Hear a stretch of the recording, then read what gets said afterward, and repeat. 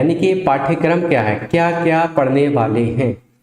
सबसे पहले मैं आपको बता दूं, हम पढ़ेंगे इस क्लास में अध्याय 1, और ये अध्याय है रासायनिक विज्ञान का, केमिस्ट्री का, जिसमें हम पढ़ेंगे रासायनिक अभिक्रियाएं एवं समीकरण। रासायनिक अभिक्रियाएं क्या होती हैं, हमारे आसपास बहुत सारी ऐसी रिएक्शन होती रहती हैं, अभिक्रियाएं होती रहती हैं, वो रासायनिक अभिक्रियाओं को समझेंगे हम। रासायनिक अभिक्रियाओं को समीकरण पर लिखना सीखेंगे। ओके, तो इस चैप्टर में बहुत कुछ समझने वाले हैं और इम्पोर्टेंट चैप्टर है। इसी तरीके से स्टूडेंट्स मैं आपको बता दूं, हमें पढ़ना है अध्याय 2। अध्याय 2 में हम पढ़ेंगे अम्ल, क्षारक एवं लवण। तो अम्ल क्या होता है, क्षारक क्या होता है, लवण क्या होता है, इससे रिलेटेड जानकारी हमें अध्याय 2 में मिलने वाली है। इसी तरीके से अध्याय 3 में अगर आप देखेंगे तो क्या पढ़ने वाले हैं, धातु एवं अधातु, मेटल एंड नॉन मेटल। इसी तरीके से अध्याय 4 कार्बन एवं उसके यौगिक। अध्याय 5 तत्वों का आवर्त वर्गीकरण। ओके स्टूडेंट, तो मैं आपको बता दूं छात्रों, ये जो अध्याय 1 से लेकर अध्याय 5 तक आपको दिखाई दे रहा है, अध्याय 1 से 5 तक ये किसका सेक्शन है, ये केमिस्ट्री का सेक्शन है। ओके, केमिस्ट्री, यानी कि इसमें 1 से लेकर 5 तक के जितने भी लेसन हैं वो केमिस्ट्री के हैं। और अगर आप यहाँ देखेंगे, इनमें भी सबसे ज़्यादा इम्पोर्टेंट कौन सा है, तो जब हम क्लास को कराएंगे तब आपको क्लियरली वहाँ पर आने वाली है कि कौन सा सबसे ज़्यादा इम्पोर्टेंट है और कौन सा थोड़ा सा कम इम्पोर्टेंट है। इसी तरीके से स्टूडेंट आपको यहाँ दिखाई दे रहे होंगे, अध्याय 1 से लेकर 5 तक काय के हो गए हैं, हमारे केमिस्ट्री के हो गए। कौन से हो गए हैं, केमिस्ट्री के। अगले बढ़ते हैं अध्याय 6। यहाँ से हम जो पढ़ेंगे वो कौन सा है, अध्याय 6, जिसमें हम पढ़ेंगे जैव प्रक्रम। जैव प्रक्रम को बोलते हैं लाइफ प्रोसेस, जो कि बायोलॉजी का पहला चैप्टर है। तो यहाँ से अध्याय कौन सा स्टार्ट हो रहा है, ये अध्याय स्टार्ट हो रहा है बायोलॉजी का, जिसे हम कहते हैं जीव विज्ञान। क्या कहते हैं स्टूडेंट्स, जीव विज्ञान। बहुत ही इंपॉर्टेंट टॉपिक है जीव विज्ञान। जीव विज्ञान का अध्याय 7 है नियंत्रण एवं समन्वय, इंग्लिश में कहते हैं कंट्रोल एंड कोऑर्डिनेशन। इसी तरीके से अध्याय 8 है जीव जनन कैसे करते हैं, जनन की प्रोसेस क्या है, इसको बहुत बेहतर तरीके से समझेंगे। अध्याय 9 में हम पढ़ेंगे आनुवंशिकता एवं जैव विकास। तो आनुवंशिकता क्या है और जैव विकास किस तरीके से होता है, उसको भी क्लियर करना है। तो स्टूडेंट्स अध्याय अगर आप ध्यान से देखेंगे 6 to 9, यानी कि 6 से लेकर 9 तक के जो अध्याय हैं वो किससे रिलेटेड हैं, इसमें हम पढ़ने वाले हैं बायोलॉजी, यानी कि जीव विज्ञान। ओके, बायोलॉजी के हैं ये। अगले बढ़ते हैं, आपको ये यहाँ तक दिखाई दे गए होंगे अध्याय। अध्याय 10 की अगर हम बात करते हैं तो ये चैप्टर पहला है प्रकाश, परावर्तन तथा अपवर्तन, या कह सकते हैं लाइट का रिफ्लेक्शन क्या होता है एंड रिफ्रैक्शन क्या होता है। तो प्रकाश का परावर्तन समझेंगे। अध्याय 11 में हम मानव नेत्र तथा रंग बिरंगा संसार, यानी कि आई से रिलेटेड जानकारी हम यहाँ पर साझा करने वाले हैं। अध्याय 12 है विद्युत, इलेक्ट्रिसिटी या इलेक्ट्रिक करंट पढ़ने वाले हैं हम इसमें। अध्याय 13 क्या है, इलेक्ट्रिक करंट के चुंबकीय प्रभाव, या कह सकते हैं विद्युत धारा के चुंबकीय प्रभाव। अध्याय 14 स्टूडेंट्स क्या है, देखिए ऊर्जा के स्रोतों के बारे में हम जानेंगे। अध्याय 15 में हमारा पर्यावरण। अध्याय 16 में प्राकृतिक संसाधनों का संपोषित प्रबंधन। अगर आपको दिखाई नहीं दे रहा है स्टूडेंट्स तो आप देख सकते हैं। और इस तरीके से हमें कवर करना है फिजिक्स के चैप्टर। तो अगर आप ध्यान देते होंगे तो यहाँ से लेकर यानी कि चैप्टर नंबर 10 से लेकर चैप्टर नंबर 16 तक ये कौन से चैप्टर हैं, ये हैं फिजिक्स के। ओके, ये कौन से हैं, फिजिक्स के। फिजिक्स को बोलते हैं हिंदी में भौतिकी या भौतिक विज्ञान। ओके, क्या बोलते हैं, भौतिक विज्ञान।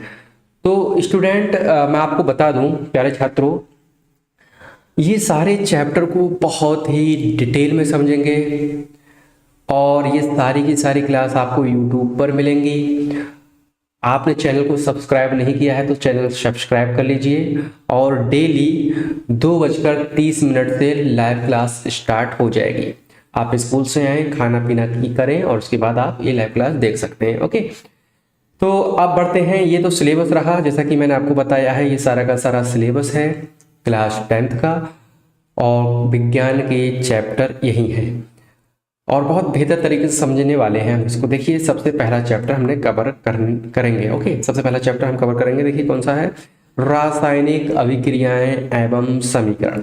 मैं आपको यहाँ बता दूं स्टूडेंट, रासायनिक अभिक्रियाएं एवं समीकरण से रिलेटेड पहला चैप्टर है और इस चैप्टर में हम क्या समझने वाले हैं। पहले तो मैं आपको ये बता दूं इस चैप्टर में हम क्या समझने वाले हैं, रासायनिक अभिक्रियाएं एवं समीकरण। ओके, देखिए अब ठीक है, अब आपको साफ साफ दिखाई देता होगा। यहां से हम क्लियर करते हैं। अगर आपको पेन में प्रॉब्लम है, कलर चेंज करने के लिए कोई प्रॉब्लम आती है तो बता दीजिएगा, हम कलर चेंज कर देंगे। ठीक है, चाहे तो हम यहाँ से ब्लू कलर ले लेते हैं। बहुत सारे कलर हैं ये देखिए। तो अध्याय वन क्या है, अध्याय 1 में हम कवर करेंगे रासायनिक अभिक्रियाएं एवं समीकरण। इसी को ही हम कह देते हैं chemical reaction. Okay, chemical reaction and equation.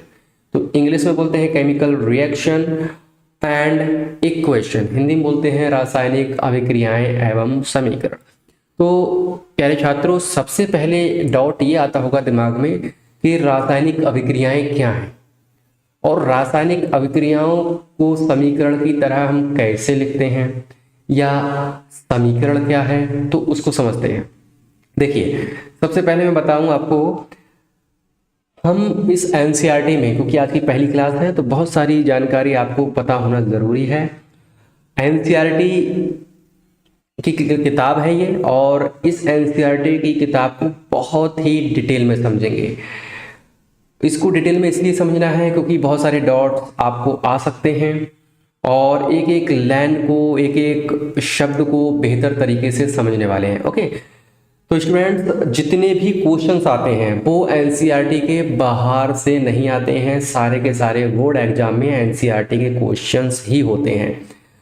पढ़ने के लिए हम चाहे किसी भी किताब को पढ़ें, कोई सा भी प्रिकॉशन ले लें, एनसीईआरटी हमारा बेस क्लियर कर देती है, हमारा फंडामेंटल ठीक कर देती है और एक बेहतर समझ विकसित करती है।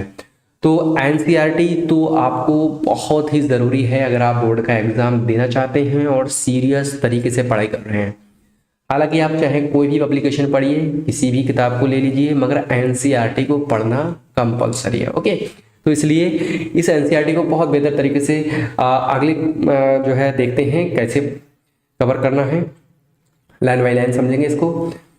देखिए यहाँ पर लिखा है, अपने दैनिक जीवन की निम्नलिखित परिस्थितियों पर ध्यान दीजिए और विचार कीजिए कि क्या होता है।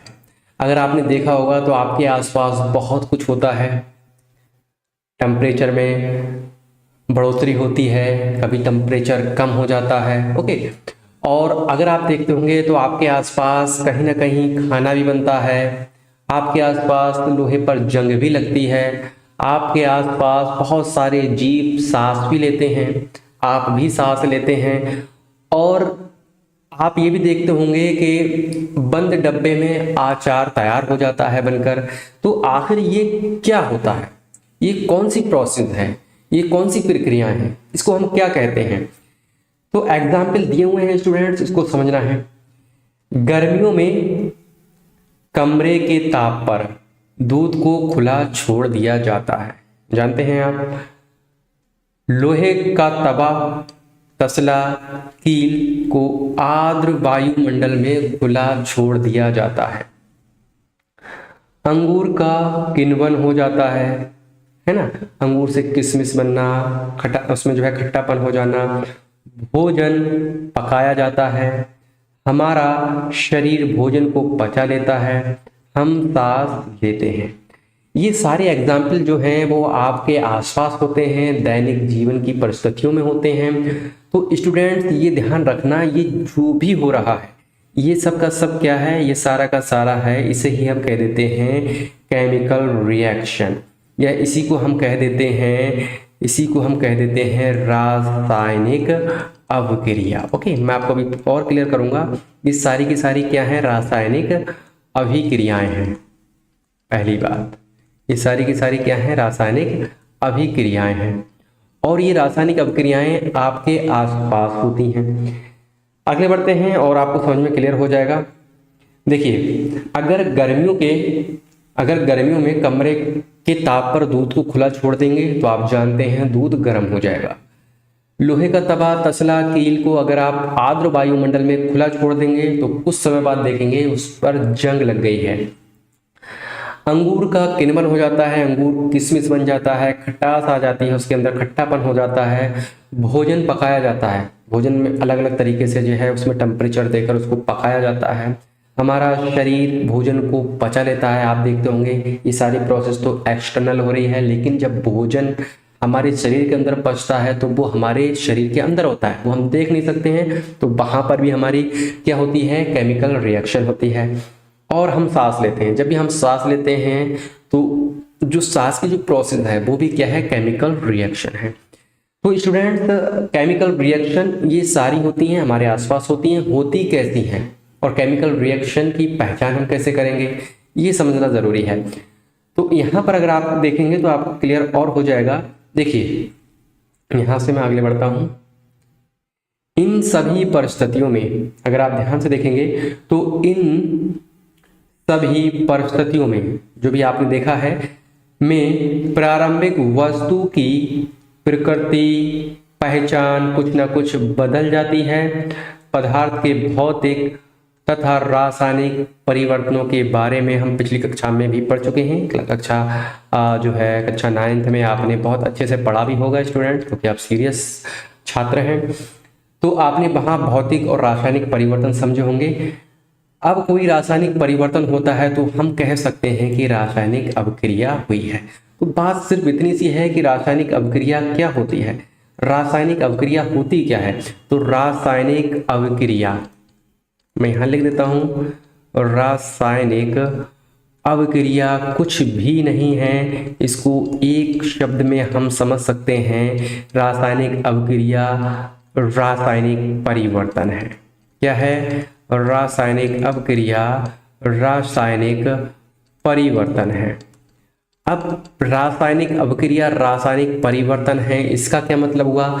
रासायनिक परिवर्तन का मतलब हुआ स्टूडेंट, अगर कोई भी वस्तु है और उसमें रासायनिक अभिक्रिया हुई है तो कुछ ना कुछ रासायनिक परिवर्तन जरूर हुआ होगा। जैसे कि वस्तु के आकार में परिवर्तन हुआ होगा, है ना, उसकी प्रकृति में परिवर्तन हुआ होगा, वस्तु की पहचान बदली होगी, वस्तु के ताप में परिवर्तन भी हो सकता है ना। और इसी तरीके से हम कह सकते हैं दूसरी भाषा में, वस्तु का भौतिक स्वरूप में परिवर्तन हुआ होगा, वस्तु के भौतिक स्वरूप में परिवर्तन हुआ होगा। ओके, स्वरूप में परिवर्तन, तो यही क्या है, रासायनिक अभिक्रिया। सिंपल शब्दों में स्टूडेंट्स दोबारा समझ लीजिए, अगर कोई रासायनिक परिवर्तन होता है, रासायनिक परिवर्तन में वस्तु का भौतिक स्वरूप बदल जाता है, उसका रासायनिक स्वरूप बदल जाता है, या कहें वस्तु के आकार में परिवर्तन हो, उसकी प्रकृति में परिवर्तन हो, वस्तु की पहचान बदल जाए, ताप में परिवर्तन हो, तो उसे कहते हैं रासायनिक परिवर्तन। और यही रासायनिक परिवर्तन है रासायनिक अभिक्रिया। ओके, क्लियर हो गया होगा। एग्जाम्पल जैसे कि आपने पहले समझ लिया है, अगर खुले कमरे में हम दूध को खुला छोड़ देते हैं तो तापमान बढ़ जाता है। तो तापमान में क्या हुआ, तापमान में क्या हुआ स्टूडेंट्स, परिवर्तन हुआ। तापमान बढ़ भी सकता है, तापमान में कमी भी आ सकती है। वस्तु पहले कैसी थी, ठंडी थी, अब क्या हो गई, गर्म हो गई, तो वस्तु की पहचान बदली ना, पहचान बदली, उसकी प्रकृति बदल सकती है। कोई ठोस है तो गैस अवस्था में चेंज हो सकती है, कोई द्रव है तो ठोस अवस्था में या गैस अवस्था में चेंज हो सकती है। तो इस तरीके से आकार भी बदल सकता है। जब रासायनिक परिवर्तन होता है तो आकार भी बदल सकता है। पहले कोई वस्तु इस तरीके थी, अब वो ऐसी हो गई या ऐसी हो गई, तो आकार में भी परिवर्तन हो जाता है। तो स्टूडेंट्स, रासायनिक अभिक्रिया का मतलब आपको क्लियर हो गया होगा, क्योंकि पूरा चैप्टर रासायनिक अभिक्रिया पर ही बेस है, इसलिए मैंने आपको अच्छे से बताया। तो बस सीधा सा इतना समझ लीजिए, अगर किसी वस्तु के आकार में, प्रकृति में, उसकी पहचान में, उसके ताप में, या कहें उसके भौतिक स्वरूप या रासायनिक स्वरूप में परिवर्तन होता है, उसको हम कहते हैं रासायनिक परिवर्तन। और यही रासायनिक परिवर्तन होता है रासायनिक अभिक्रिया। ओके, तो रासायनिक अभिक्रिया क्या है? रासायनिक परिवर्तन का नाम है। अगले बढ़ते हैं। अगले देखिए क्या है, थोड़ा सा यहां पर क्लियर हो गया है आपको। आगे बढ़ते हैं। आप शायद सोच रहे होंगे कि रासायनिक अभिक्रिया का वास्तविक अर्थ क्या है, हम कैसे जान सकते हैं कोई रासायनिक अभिक्रिया हुई है। इन प्रश्नों के उत्तर पाने के लिए आइए हम कुछ एक्सपेरिमेंट करते हैं, कुछ प्रैक्टिकल करते हैं, कुछ क्रियाकलाप करते हैं। तो रासायनिक अभिक्रिया का वास्तविक अर्थ समझना है तो हम प्रैक्टिकल करते हैं। ओके स्टूडेंट, देखिए सबसे पहला प्रैक्टिकल नंबर 1 है 1.1। अगर आप यहाँ देखते होंगे 1.1, तो यहाँ पर आपको कुछ सावधानी बरतना है। इस क्रियाकलाप में शिक्षक का ही सहयोग लें।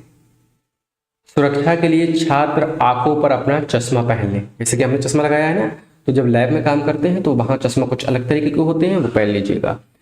लगभग 3 से 4 सेंटीमीटर लंबे मैग्नीशियम रिबन को रेगमाल से रगड़कर साफ करना है। एक रिबन लेना है और 3 से 4 मीटर लंबा, काफी 3 से 4 मीटर जो है सॉरी वो ज़्यादा लंबा हो जाएगा, 3 से 4 सेंटीमीटर लंबा लगभग, अगर आप कहेंगे तो इतना होना चाहिए। ठीक है, 3 से 4 सेंटीमीटर लंबा रिबन लें। और रिबन किसका होना चाहिए? रिबन होना चाहिए मैग्नीशियम का। ओके, मैग्नीशियम एक क्या है? एक धातु है। और उसको काफी हद तक रगड़कर साफ कर लें, उस पर किसी भी तरीके की गंदगी ना रहे, किसी तरीके का कोई अपशिष्ट मटेरियल ना रहे। अब हमें क्या करना है, इसे चिमटे से पकड़कर स्पिरिट लैंप या बर्नर पर रखेंगे और इसका दहन करेंगे। और इससे बनी राख को वॉच ग्लास में इकट्ठा कर लीजिए, जैसा कि चित्र 1.1 में आपको दिखाया गया है। तो चित्र 1.1 आपको दिखाई दे रहा है, ठीक है। मैग्नीशियम रिबन का दहन करते समय उसे अपनी आंखों से यथासंभव दूर रखें। पास से नहीं करना है, थोड़ा सा दूर रहकर करना है। आप कुछ ऑब्जर्वेशन करेंगे। आप यहाँ पर देखिए क्या करेंगे, कुछ प्रेक्षण किया है यहाँ पर। अब मैं आपको बता दूं स्टूडेंट्स, आपको एक चित्र दिखाई देता होगा। यहाँ पर देखिए आप एक डायग्राम आपको दिखाई दे रहा है। ये पूरा का पूरा मैग्नीशियम रिबन हमने क्या किया है, ये हमारा हाथ है। हाथ में देखिए छोटा सा जो दिखाई दे रहा है आपको, अगर आप ध्यान से देखेंगे ये चिमटा है। यहाँ पर ये क्या है, ये चिमटा है, जैसा कि इसमें दिखाई दे रहा है।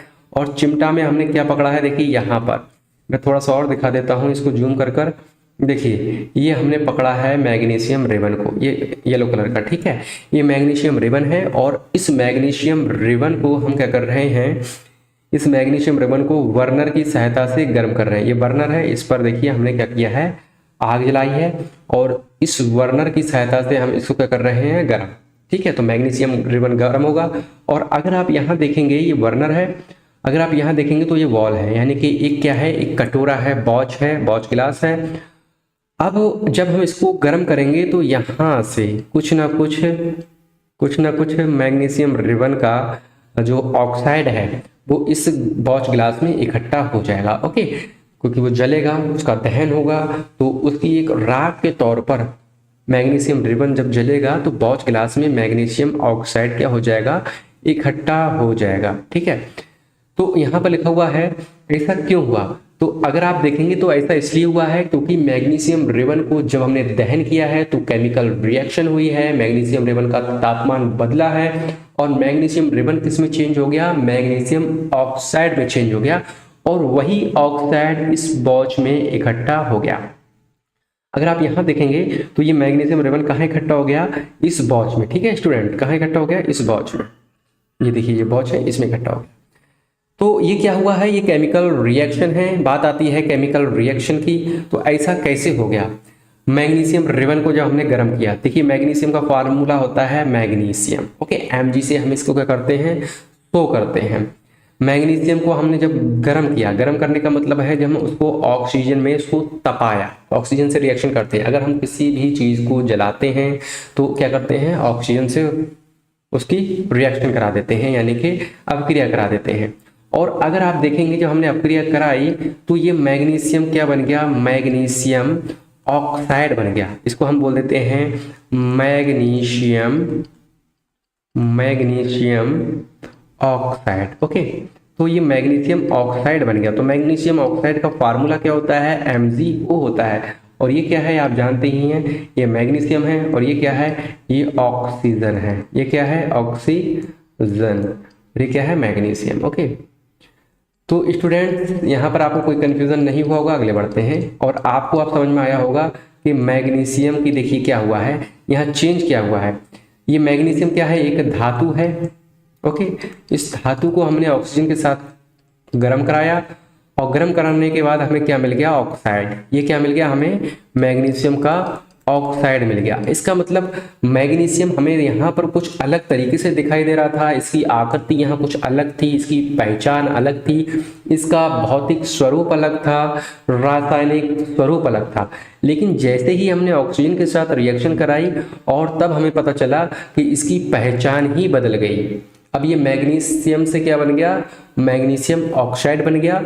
और इस तरीके से इसकी आकृति, इसका स्वरूप, इसका ताप सब में चेंज आ गया। तो यही क्या है, यही है रासायनिक अभिक्रिया। अगले बढ़ते हैं और समझते हैं। तो रासायनिक अभिक्रिया में आपको कोई परेशानी नहीं हुई होगी। अगले बढ़ते हैं। ओके स्टूडेंट, नेक्स्ट पेज पर आते हैं और नेक्स्ट पेज को भी समझते हैं, क्लियर करते हैं क्या होती है रासायनिक अभिक्रियाओं को बेहतर तरीके से समझना है हमें। अगर आप यहाँ देखेंगे तो ज़रूर देखना है स्टूडेंट। देखिए ये क्या है, मैंने थोड़ा सा जूम कर दिया है ताकि आपको अच्छे से साफ नजर आए।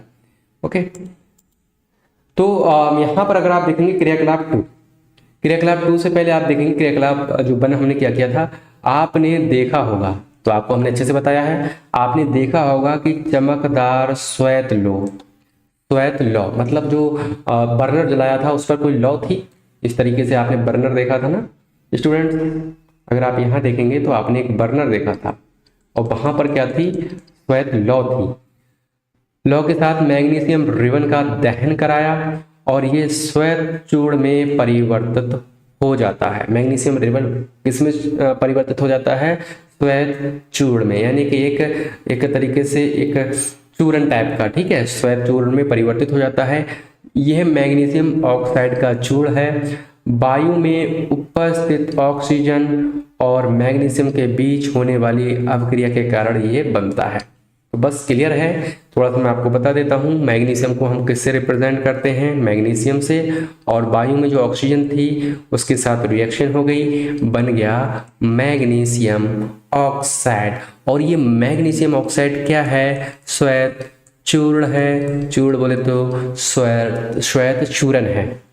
ओके, अगले बढ़ते हैं और यहाँ समझते हैं क्रियाकलाप 1.2 क्या है। क्रियाकलाप 1.2 देखिए, एक परखनली में अगर मैं आपसे कहूँ ये क्या है, एक परखनली में लेड क्या है, सीसा, लेड नाइट्रेट का घोल लीजिए। अगर आप देखेंगे तो ये क्या है, एक परखनली दिखाई देती होगी। देखिए यहाँ पर एक परखनली दिखाई दे रही है, उसमें क्या करना है, नाइट्रेट का घोल लेना है। ओके, लेड नाइट्रेट का घोल।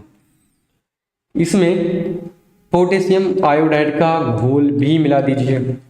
अब हमने क्या किया है, पोटेशियम आयोडाइड का भी घोल मिला दिया। ओके स्टूडेंट, अगले समझते हैं।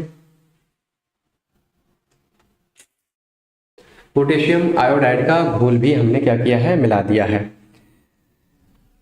अब क्या करना है हमें, इसमें पोटेशियम आयोडाइड का घोल भी मिला दीजिए। आपने क्या प्रेक्षण किया, क्या लग रहा है आपको, तो अलग ही दिखाई देगा थोड़ा सा। यहाँ पर देखिए क्रियाकलाप 1.3 भी देख लीजिए थोड़ा सा इसी के साथ। एक शंक्वाकार फ्लास्क या परखनली में कुछ दानेदार जिंक लीजिए। ठीक है, अगर आप यहाँ देखेंगे तो क्या है, एक शंक्वाकार फ्लास्क है। इस तरीके से आप दिखाई दे रहा है ना आपको, ये शंक्वाकार फ्लास्क या परखनली में कुछ दानेदार जिंक ले लीजिए। ठीक है, क्या ले लिया है, जिंक ले लिया है यहाँ पर। अगर आप देखेंगे जिंक मतलब जस्ता बोलते हैं, दानेदार जस्ता दिखाई दे रहा है आपको, ये ले लिया, देखिए ये दिखाई दे रहा है, ये छोटा छोटा है ना, जस्ता ले लिया हमने।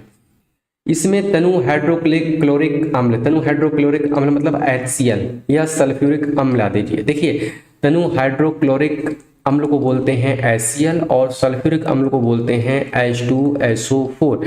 ये फार्मूला है जिसको आपको ध्यान रखना है समय समय पर। अम्ल का इस्तेमाल सावधानी से कीजिए। अब यहाँ पर आपको देखना है क्या जस्ते के दानों के आसपास कुछ होता है। जब हमने इसमें तनु सल्फ्यूरिक अम्ल मिला दिया है या हम इसमें HCl मिला देंगे तो क्या होगा, जो जिंक के दाने हैं यहाँ पर उसमें क्या कोई चेंज दिखाई देगा, कोई परिवर्तन दिखाई देगा, वो आपको ऑब्जर्व करना है। शंक्वाकार फ्लास्क या परख नली को स्पर्श कीजिए, क्या इसके तापमान में कोई परिवर्तन हुआ। अगर तापमान में परिवर्तन हो रहा है तो इसका मतलब रासायनिक परिवर्तन हो रहा है तो इसका मतलब रासायनिक अभिक्रिया हुई है। ओके, तो यहाँ पर अगर आप देखेंगे तो देखिए तापमान में परिवर्तन होगा और यहाँ पर हाइड्रोजन गैस भी निकलेगी और हाइड्रोजन गैस यहाँ से भी निकलती हुई नजर आएगी। ये क्या है, ये कार्क है, ठीक है। अगर आप यहाँ देखेंगे कार्क होती है लकड़ी की, एक पेड़ से बनाई जाती है और कांच की नली है ये पूरी। तो दानेदार जस्ते पर तनु हाइड्रोक्लोरिक अम्ल या कह सकते हैं तनु हाइड्रो सल्फ्यूरिक अम्ल को हमने मिलाया है और यहाँ से क्या हुआ है, हाइड्रोजन गैस बनकर निकली है। ओके स्टूडेंट, तो हमने ये क्या किया है, रिएक्शन देखी है। तो बस सिर्फ इतनी सी बात है, अगर हम जिंक की रिएक्शन किसके साथ करा देते हैं, तनु सल्फ्यूरिक अम्ल के साथ H2SO4 के साथ करा देते हैं तो क्या बनेगा, ZnSO4 प्लस हाइड्रोजन गैस निकल जाएगी। तो स्टूडेंट अभी क्या है ये मैं आपको कर दिखा देता हूँ, लेकिन हमें ये समझना है कि कोई भी रिएक्शन को हम समीकरण में कैसे लिखते हैं और हमने ऐसा लिखना का तरीका ही क्यों देखा। हम चाहे तो पूरा नाम लिख सकते थे, सल्फ्यूरिक अम्ल, जिंक प्लस सल्फ्यूरिक अम्ल प्लस ZnSO4 प्लस H2। तो यही है, हम समझेंगे केमिकल इक्वेशन में। ऊपर दिए गए क्रियाकलापों के आधार पर हमें कुछ समझना है। यहाँ पर ऊपर दिए गए तीनों क्रियाकलापों के आधार पर हम कह सकते हैं कि निम्न किसी भी प्रेक्षण की सहायता से हम निर्धारित कर सकते हैं कि एक रासायनिक अभिक्रिया हुई है। तो आपने लगभग 3 क्रियाकलाप देखे हैं और 3 क्रियाकलाप कौन कौन से देखे हैं। एक तो आपने मैग्नीशियम रेवन से मैग्नीशियम ऑक्साइड बनाया, दूसरा आपने लेड नाइट्राइड का घोल लिया और पोटेशियम आयोडाइड का घोल लिया, दोनों को मिलाया फिर एक नई रिएक्शन हुई है। और तीसरा जैसा कि आपने देखा है फ्लास्क नली के थ्रू, शंक्वाकार फ्लास्क जो है उसमें भी देखा है कि दानेदार जिंक लिया है, उसमें तनु सल्फ्यूरिक अम्ल मिलाया है और हाइड्रोजन गैस निकली है। तो आखिर ये रासायनिक अभिक्रिया हुई है हम कैसे कह सकते हैं। देखिए इसको रासायनिक अभिक्रिया हम क्यों नहीं कह सकते, बिल्कुल कह सकते हैं, क्योंकि इस रासायनिक अभिक्रिया में अवस्था में परिवर्तन हुआ है। अवस्था में परिवर्तन हुआ है। अगर अवस्था की आप देखें बात करें तो आपने क्या लिया था, आपने जिंक लिया था, जस्ता लिया था और जस्ता कैसा था, दानेदार था। ओके, और उसमें सल्फ्यूरिक अम्ल मिलाया है तो कहीं ना कहीं हाइड्रोजन गैस निकल रही है। तो चेंज हुआ, अवस्था में चेंज हुआ, हाइड्रोजन गैस निकल रही है क्योंकि वो हाइड्रोजन गैस कहाँ पर मौजूद थी, सल्फ्यूरिक अम्ल में मौजूद थी। तो सल्फ्यूरिक अम्ल की जो अवस्था थी वो चेंज हो गई और ZnH2SO4 के साथ रिएक्शन करके देखिए पूरा चेंज हो गया है, ZnSO4 हो गया है। तो इस तरीके से अवस्था में चेंज हुआ। साथ में अगर आप देखेंगे तो कोई ना कोई रंग में भी परिवर्तन हुआ होगा। तो केमिकल रिएक्शन की जो दूसरी विशेषता है वो क्या है, रंग में भी परिवर्तन हो जाता है। रंग में परिवर्तन का मतलब है भौतिक स्वरूप में परिवर्तन हो गया। अवस्था में परिवर्तन का मतलब भी है भौतिक स्वरूप में परिवर्तन हो गया। गैस का निकास हुआ है, हाइड्रोजन गैस निकली है। अगर आप तीसरा एग्जाम्पल देखेंगे तो यह उत्सर्जन हुआ है। और कौन सी गैस निकल रही है, इस छोटे से एग्जाम्पल से हमने देखा उत्सर्जन हुआ है किसका, हाइड्रोजन गैस का। और तापमान में भी परिवर्तन हुआ है। जो फ्लास्क का तापमान था वो काफी हद तक गर्म हो गया है। फ्लास्क जो है शीशे का बना हुआ है वो गर्म हो गया। तो केमिकल रिएक्शन या रासायनिक अभिक्रिया का सीधा संबंध किसके साथ है, रासायनिक परिवर्तन के साथ है। और जब भी रासायनिक परिवर्तन होगा छात्र तो अवस्था में परिवर्तन होगा, रंग में परिवर्तन होगा, गैस का निकास या उत्सर्जन होगा, तापमान में परिवर्तन होगा, या हम दूसरे शब्दों में कहें किसी भी वस्तु का, किसी भी सामग्री का अगर रासायनिक अभिक्रिया कराते हैं तो उसके भौतिक स्वरूप और रासायनिक स्वरूप में परिवर्तन हो जाता है। ठीक है, बात सिर्फ इतनी सी थी। अगले बढ़ते हैं। यदि हम, अगर आप यहाँ पर देखेंगे तो थोड़ा सा इसको भी समझ लीजिए। यदि हम अपने आसपास हो रहे परिवर्तन को देखें, आपके आसपास क्या नहीं हो रहा है, तापमान में बढ़ोतरी हो रही है, कभी गर्मी कभी सर्दी देखते हैं। आपके आसपास अगर आप देखेंगे पेड़ पौधे उगते हुए नजर आ रहे हैं, हरे दिखाई दे रहे हैं, केमिकल रिएक्शन हो रही है। तो अगर आप अपने आसपास हो रहे परिवर्तन को देखें तो पाएंगे कि हमारे चारों ओर विविध प्रकार की रासायनिक अभिक्रियाएं हो रही हैं। एग्जाम्पल देख लीजिए, घर में खाना बन रहा है, रासायनिक अभिक्रिया हो रही है। पेट के अंदर भोजन का पाचन हो रहा है, रासायनिक अभिक्रिया हो रही है। पेड़ पौधे अपना भोजन स्वयं बना रहे हैं, हरे दिखाई दे रहे हैं, रासायनिक अभिक्रिया हो रही है। लोहे पर जंग लग रही है, रासायनिक अभिक्रिया हो रही है। और इसी तरीके से अगर आप देखेंगे, खुले कमरे में दूध को खुला छोड़ देते हैं तो तापमान बढ़ जाता है, रासायनिक अभिक्रिया हो रही है। हम या आप सांस ले रहे हैं, रासायनिक अभिक्रिया हो रही है। क्लियर? अगले बढ़ते हैं। इस अध्याय में हम विभिन्न प्रकार की रासायनिक अभिक्रियाओं और उनके प्रतीकात्मक निरूपण का अध्ययन करने वाले हैं। तो अभी तक हमने जो समझा है, जितना भी समझा है, वो किसके बारे में समझा है प्यारे छात्रों? अभी तक हमने सारा का सारा समझा है रासायनिक अभिक्रिया के बारे में। और रासायनिक अभिक्रिया क्या होती है, हमें बात क्लियर हो गई होगी। और अगर आपको कोई भी डाउट है तो ज़रूर पूछिएगा और कमेंट कीजिएगा। क्लास को सब्सक्राइब कर दीजिए, चैनल को सब्सक्राइब कर दीजिए, क्लास को लाइक कर दीजिए, शेयर कर दीजिए, बहुत सारे अपने छात्रों को शेयर कर दीजिए जल्दी से, देर मत कीजिए। बहुत ही बेहतरीन क्लास है स्टूडेंट। और इसी तरीके से धीरे धीरे डिटेल में एक एक शब्द को समझेंगे और पूरी एनसीईआरटी क्लास 10th की साइंस की कवर कर देंगे। उसके बाद एनसीईआरटी साइंस के बाद देखेंगे मैथमेटिक्स को कवर करेंगे और सारी की सारी एनसीईआरटी क्लास 10th की क्लियर कर देंगे। ओके, और साथ में बहुत सारे क्वेश्चंस को भी लेंगे और वहाँ पर क्वेश्चंस को हल कराना सिखाएंगे। इंपॉर्टेंट क्वेश्चंस क्या हैं, इंपॉर्टेंट क्वेश्चंस पर टिक लगवा देंगे, हम आपको लिखा भी देंगे। ठीक है स्टूडेंट, तो बिल्कुल परेशान मत होइए और अच्छे से अच्छे नंबर लाने की कोशिश कीजिए। अब हमें पढ़ना है रासायनिक समीकरण। रासायनिक समीकरण क्या होती है, रासायनिक समीकरण किसे कहते हैं और रासायनिक समीकरण का ही यूज क्यों करते हैं। रासायनिक अभिक्रियाएं होती हैं तो उसको रासायनिक समीकरण के रूप में क्यों लिखते हैं। तो आप यहां से देखेंगे क्रियाकलाप 1.1, जैसे कि आपने रिबन वाला देखा था। क्रियाकलाप 1.1 कौन सा था स्टूडेंट्स? रिबन वाला था। तो क्रियाकलाप 1.1 का विवरण, जब ऑक्सीजन की उपस्थिति में मैग्नीशियम रिबन की दहन कराया था या दहन होता है तो मैग्नीशियम ऑक्साइड में परिवर्तित हो जाता है। वाक्य के रूप में किसी रासायनिक अभिक्रिया का विवरण बहुत लंबा हो जाता है, इसे संक्षिप्त रूप में भी लिखा जा सकता है और इसे शब्द समीकरण के रूप में लिखना सबसे सरलतम विधि है। ऊपर दी गई अभिक्रिया का शब्द समीकरण इस प्रकार होगा।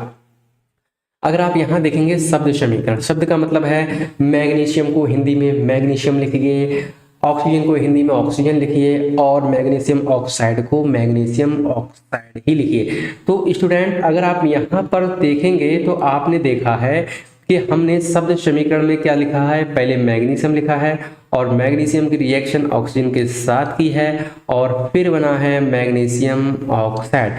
कुल मिलाकर रासायनिक अभिक्रिया में क्या होता है, एक तरफ होते हैं अभिकारक और दूसरी तरफ होता है उत्पाद। ओके, जैसे कि अगर हमने रासायनिक अभिक्रिया कराई है तो ये क्या है, ए और बी दोनों के दोनों क्या हैं, अभिकारक। अभिकारक अभिकारक वो होते हैं जो रासायनिक अभिक्रिया में भाग लेते हैं। ओके, और सी क्या है, उत्पाद है, यानी कि प्रोडक्ट बनकर क्या आया, उत्पाद है। तो कुल मिलाकर बात यह है, जब कोई रासायनिक समीकरण लिखते हैं तो उसको दो तरीके से लिख सकते हैं, शब्द समीकरण के रूप में या प्रतीकात्मक चिन्हों के रूप में लिख सकते हैं। ओके, प्रतीक के फॉर्म में लिख सकते हैं। तो आपको जो ये रिएक्शन दिखाई दे रही है स्टूडेंट, बहुत ही प्यारी रिएक्शन दिखाई दे रही है, तो इसको हम बोल देते हैं शब्द समीकरण। यानी कि मैग्नीशियम को हिंदी में मैग्नीशियम लिखेंगे, ऑक्सीजन को ऑक्सीजन लिखेंगे और मैग्नीशियम ऑक्साइड को मैग्नीशियम ऑक्साइड लिखेंगे। लेकिन यहाँ परेशानी ये है कि लिखने में हमारा समय बहुत ज़्यादा व्यर्थ हो जाएगा और एक लंबे सेंटेंस को, एक लंबे पैराग्राफ को हमने 3-4 शब्दों में तोड़ दिया शब्द समीकरण के माध्यम से। ये बहुत आसान हो गया हमारे लिए। हालांकि ये अभी उतना आसान नहीं है जितना प्रतीक के रूप में लिखते तो ज़्यादा आसान हो जाता।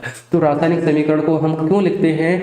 ताकि हमारा टाइम बचे, लंबे वाक्यों को छोटे शब्दों में लिख दें और कुल मिलाकर लिखना आसान हो, उसको समझना आसान हो, एग्जाम में बेहतर नंबर मिलने के चांस बढ़ जाते हैं। तो मैग्नीशियम ऑक्सीजन और मैग्नीशियम ऑक्साइड ये क्या है? शब्द समीकरण है। हम इसको इस तरीके से भी लिख सकते हैं। अभिक्रिया 1.1 में मैग्नीशियम तथा ऑक्सीजन ऐसे पदार्थ हैं जिनमें रासायनिक परिवर्तन होता है। अभिकारक क्या होते हैं? अभिकारक एक ऐसे पदार्थ होते हैं जिसमें रासायनिक परिवर्तन होता है, या अभिकारक एक ऐसे पदार्थ होते हैं जो रासायनिक अभिक्रिया में भाग लेते हैं। ओके स्टूडेंट, इन्हें अभिकारक कहते हैं। इन्हें क्या कहते हैं? इन्हीं को हम अभिकारक कहते हैं। और इस अभिक्रिया से एक नए पदार्थ मैग्नीशियम ऑक्साइड का निर्माण होता है और इसे हम क्या कह देते हैं? उत्पाद कह देते हैं। तो वही बात है, मैग्नीशियम और ऑक्सीजन क्या है? दोनों अभिकारक हैं और उन्होंने क्या किया है? अपना रासायनिक परिवर्तन किया है और एक नया उत्पाद मिला है, और यहाँ पर सी, या क्या कह सकते हैं? Magnesium oxide. अगले बढ़ते हैं स्टूडेंट, बहुत ही बेहतरीन कॉन्सेप्ट था। देखिए, इसको और भी आसान भाषा में लिख सकते हैं। यानी कि अगर हम बहुत लंबे लंबे वाक्यों को शब्द समीकरण में ना लिखकर तो बहुत ही बेहतर तरीके से लिख सकते हैं, लिखना और आसान कर सकते हैं। मैग्नीशियम को मैग्नीशियम लिख दीजिए, क्योंकि मैग्नीशियम को किस क्या बोलते हैं? Mg। ऑक्सीजन को क्या बोलते हैं? O2। देखिए, और आसान हो गया। और उसके बाद हम क्या लिख रहे हैं? एरो बनाएंगे। एरो का मतलब है कि जो रिएक्शन हुई है, और एरो ये बताता है कि आगे क्या है? उत्पाद है। तो मैग्नीशियम ऑक्साइड बनेगा। मैग्नीशियम ऑक्साइड को हम यहाँ पर बैलेंस भी कर सकते हैं समीकरण को, तो मैग्नीशियम ऑक्साइड बनेगा। यहाँ पर अभी स्टूडेंट कंफ्यूज मत होइएगा, मैं आपको समझाऊंगा कि समीकरण को बैलेंस कैसे करते हैं। ये एक सही समीकरण मानी जाती है और हमने इसको क्या किया है? और भी बेहतर तरीके से लिख दिया। तो बात सिर्फ इतनी सी थी कि अगर किसी चीज को वाक्य या पूरे पैराग्राफ के हिसाब से समझोगे, है ना, तो वो बहुत ज़्यादा लंबा हो जाता है। क्या हो जाता है? बहुत ज़्यादा लंबा हो जाता है, लिखने में ज़्यादा टाइम व्यर्थ होगा। तो हमने उसको दूसरा तरीका निकाला शब्द समीकरण का। शब्द समीकरण भी आसान होता है लिखने में, लेकिन फिर भी बहुत ज़्यादा टाइम लग जाता है। फिर हमने कौन सा मेथड निकाला? प्रतीक वाला मेथड। प्रतीक के फॉर्म में लिख लीजिए। मैग्नीशियम को Mg बोलते हैं, ऑक्सीजन को O2 बोलते हैं। तो ये बहुत ही ज़्यादा सरल विधि हो जाती है। ओके, तो ये बहुत ज़्यादा सरल विधि हो जाती है। तो प्यारे छात्रों, ध्यान रखना, कोई अलग नहीं है। चाहे तो आप शब्द समीकरण के रूप में लिख लीजिए, या पूरा का पूरा पैराग्राफ लिख दीजिए, या आप चाहे तो प्रतीक के फॉर्म में भी इस इक्वेशन बना सकते हैं, कोई परेशानी नहीं है। मैग्नीशियम क्या है? देखिए, एक अभिकारक है। ऑक्सीजन क्या है? एक अभिकारक है। और एरो हमें ये बताता है कि आने वाले समय में, यानी कि आगे जो आ रहा है वो क्या है? उत्पाद है। वो क्या है स्टूडेंट? उत्पाद है। ठीक है, तो इसको हम इरेज कर देते हैं। यानी कि अगर कोई सी होगा तो बनेगा क्या? सी। ठीक है, तो इसको हम क्या कह देते हैं? Chemical equation. कुछ इस फॉर्म में लिख सकते हैं, प्रतीक के फॉर्म में लिख सकते हैं। तो जितना भी आपने ये देखा है, ये सारा का सारा क्या है? रासायनिक समीकरण है। बस रासायनिक समीकरण क्या बताती है आप अच्छे तरीके से समझ चुके हैं। अब हम अगले बढ़ते हैं और समझते हैं। देखिए, इसको बेहतर तरीके से समझते हैं। अब क्या है? रासायनिक अभिक्रियाएं क्या होती हैं? यहाँ पर किसी स्टूडेंट को डाउट तो नहीं है? डाउट है तो कमेंट सेक्शन में बताइए। केमिकल रिएक्शन क्या होती है? अगर डाउट है तो जरूर बताइए। केमिकल इक्वेशन या कह सकते हैं रासायनिक समीकरण क्या होती है? अगर यहाँ पर भी डाउट हो तो ज़रूर बताइए। तो क्योंकि हमने स्टूडेंट बहुत ही बेहतर तरीके से, बहुत पेशेंस के साथ आपको बताया है। ओके, अब आगे बढ़ते हैं। आगे का क्या है देखते हैं। अब यहाँ पर समझते हैं भी जो बचा हुआ है वो क्या है। देखिए प्यारे छात्रों, यहाँ पर हम लिखते हैं, इसको जूम कर लेते हैं थोड़ा सा, जो कि आपको साफ दिखाई दे, बिल्कुल साफ दिखाई देना चाहिए, फोटोज भी साफ दिखाई देनी चाहिए हमारी यहाँ पर। अब अगर आप यहाँ देखेंगे तो आपको और क्लियर हो जाएगा। ओके, एनसीईआरटी को बहुत ही बेहतर तरीके से समझना है। और अभी आपका स्टार्टिंग है सेशन की, स्कूल सेशन में क्लास 10th में आए हैं, तो पूरा साल है आपके पास, अच्छे से पढ़िए, धीरे धीरे क्लियर कर कर। अब यहाँ पर शब्द समीकरण को क्लियर करते हैं। देखिए शब्द समीकरण, जैसे कि आपने मैग्नीशियम को मैग्नीशियम लिखा था, शब्द समीकरण में अभिकारकों के उत्पाद में परिवर्तन को उनके मध्य एक तीर का निशान लगाकर दर्शाया गया। अभिकारकों के बीच में एक प्लस का चिन्ह लगाकर उन्हें दर्शाया गया। और कहाँ लिखा है? लेफ्ट हैंड साइड में लिखा है, यानी कि जिस तरफ हमारा लेफ्ट हैंड है उस साइड में लिखा है। और उसी प्रकार उत्पादों के बीच भी योग का चिन्ह लगाकर उन्हें दाईं ओर लिखा जाता है। तीर का सिरा उत्पाद की ओर होता है और ये अभिक्रियाएं होने की दिशा को दर्शाता है। सिंपल सी बात है, कोई भी हो सकता है अभिकारक, A+B हो सकता है, और यहाँ पर उत्पाद C+D भी बन सकता है। दो भी बन सकते हैं, दो से ज़्यादा बन सकते हैं। अभिकारक दो हो सकते हैं, एक हो सकता है, एक से ज़्यादा भी हो सकता है। इसी तरीके से उत्पाद एक हो सकता है, एक से ज़्यादा भी हो सकता है। तो स्टूडेंट यहाँ पर क्लियर था ही, ये क्या है? ये अभिकारक, जैसा कि आप जानते हैं। तो अभिकारक जो लिखा जाता है वो किस साइड लिखा जाता है स्टूडेंट्स? इसको हम लिखते हैं लेफ्ट हैंड साइड में। ओके, लेफ्ट हैंड साइड में। और अगर आप यहाँ देखेंगे तो एरो का निशान हमें ये बताता है, जैसा कि मैंने पहले ही बताया है, कि उत्पाद बना है आगे। तो ये क्या होता है? राइट हैंड साइड में क्या होता है स्टूडेंट्स? उत्पाद होता है, ठीक है, प्रोडक्ट होता है जो बनकर आता है, जिसके फीचर्स में, जिसकी विशेषताओं में परिवर्तन हो जाता है। अब रासायनिक समीकरण लिखना है हमें, रासायनिक समीकरण लिखना है। उसको लिखने का तरीका समझते हैं इस क्लास में, फिर नेक्स्ट क्लास में समझेंगे और भी बेहतर संतुलित करेंगे नेक्स्ट क्लास में, ठीक है। तो रासायनिक समीकरण हमें लिखना है स्टूडेंट, कैसे लिखेंगे इसको पहले समझ लीजिएगा। देखिए क्या समीकरण, क्या रासायनिक समीकरण के निरूपण की इससे भी संक्षिप्त विधि है। शब्दों की जगह अगर रासायनिक सूत्र का उपयोग करके रासायनिक समीकरण को अधिक संक्षिप्त कर दिया जाए, उपयोगी बना दिया जाए, तो रासायनिक समीकरण तथा किसी रासायनिक अपक्रिया को दर्शाता है। यदि आप मैग्नीशियम ऑक्सीजन, मैग्नीशियम ऑक्साइड के सूत्रों को स्मरण करें और शब्द समीकरण इस प्रकार लिखा जाए, तो हमने, अगर आप देखेंगे यहाँ पर, देखिए मैंने आपको पहले भी बता दिया है, ये बैलेंस्ड नहीं है, ओके, ये संतुलित नहीं है, लेकिन हमें सिर्फ दिखाना है यहाँ पर ये क्या है, रासायनिक समीकरण है। तो हमने मैग्नीशियम जो कि शब्द समीकरण के तौर पर लिखा हुआ था, उसको हमने मैग्नीशियम यानी कि उसका एक रासायनिक सूत्र ले लिया है, ऑक्सीजन O2 रासायनिक सूत्र ले लिया है और मैग्नीशियम रासायनिक सूत्र ले लिया है, और बस हमने क्या कर दिया है, एक इक्वेशन बना दी। अब तीर का निशान बाईं और दाईं ओर के तत्वों के परमाणु की संख्या की गिनती कर उनकी तुलना करें। क्या दोनों ओर तत्वों के परमाणु की संख्या समान है? यदि समीकरण संतुलित है, यदि नहीं तो समीकरण असंतुलित है, क्योंकि समीकरण के दोनों ओर द्रव्यमान बराबर नहीं है। किसी अपक्रिया का ऐसा रासायनिक समीकरण ढांचा रासायनिक समीकरण कहलाता है। इस प्रकार मैग्नीशियम के वायु में जलने का ढांचा समीकरण है।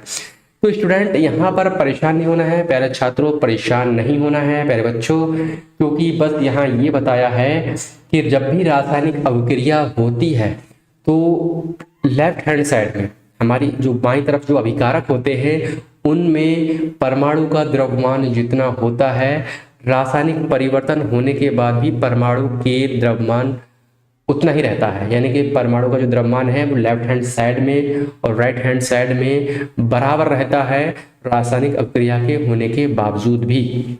अगर मैं एक एग्जांपल दूं आपको, A+B, ये क्या है? दोनों के दोनों अभिकारक है, रासायनिक प्रक्रिया में भाग ले रहे हैं। अब अपक्रिया होगी C+D। तो बात सिर्फ इतनी सी है, इस तरफ परमाणु की संख्या, या कह सकते हैं इस तरफ परमाणु की संख्या जितनी है, जितनी इस तरफ परमाणु हैं तो उतने ही परमाणु इधर होंगे, C+D भी उतने ही परमाणु होंगे। परमाणु की जो संख्या होती है वो दोनों तरफ कैसी होती है स्टूडेंट?